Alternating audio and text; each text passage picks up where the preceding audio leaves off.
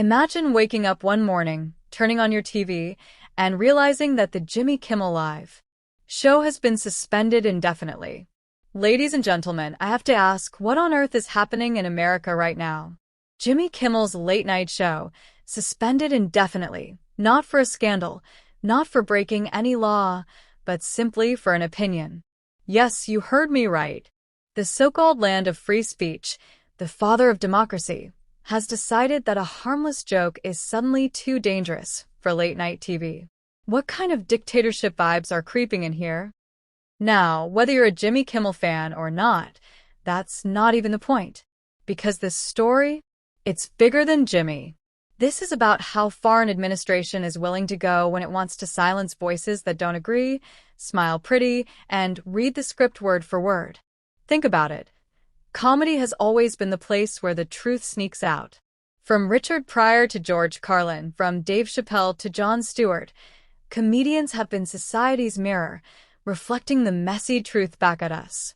Sometimes uncomfortable, sometimes hilarious, but always essential. So when a late-night host can't even share a mild opinion without being cut off the air, you have to ask, what are they so afraid of? Because let's not pretend this is an isolated case. We've seen this playbook before.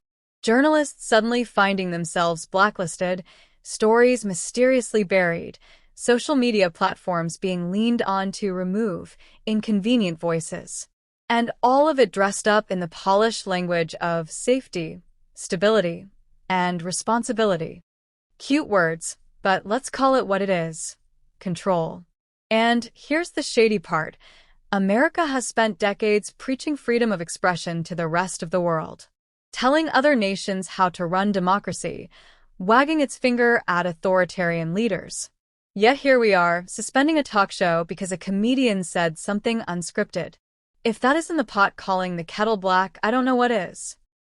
Let's talk history real quick. In every so-called democracy that started slipping into authoritarianism, it began small. First, the comedians couldn't joke freely. Then the journalists couldn't write freely. And before you knew it, the people couldn't speak freely.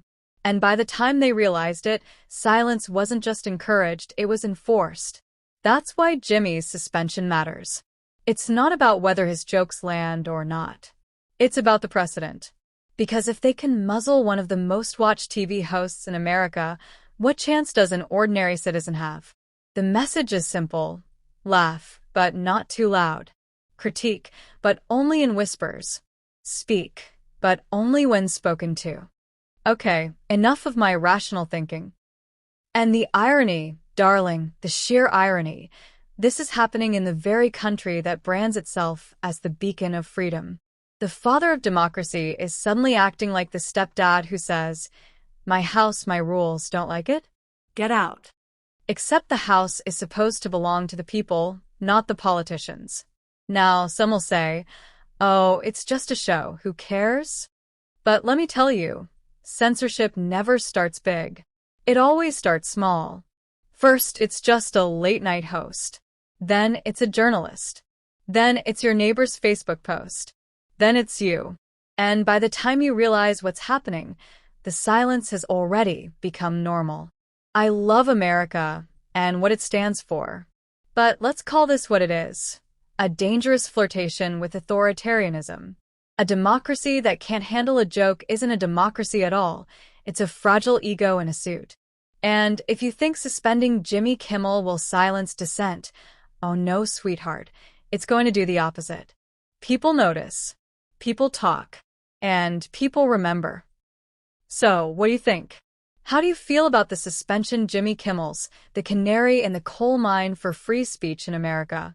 Drop your thoughts in the comments, subscribe if you believe voices shouldn't be silenced, and share this video, because while censorship may shut down a few shows, censorship never shuts down the conversation.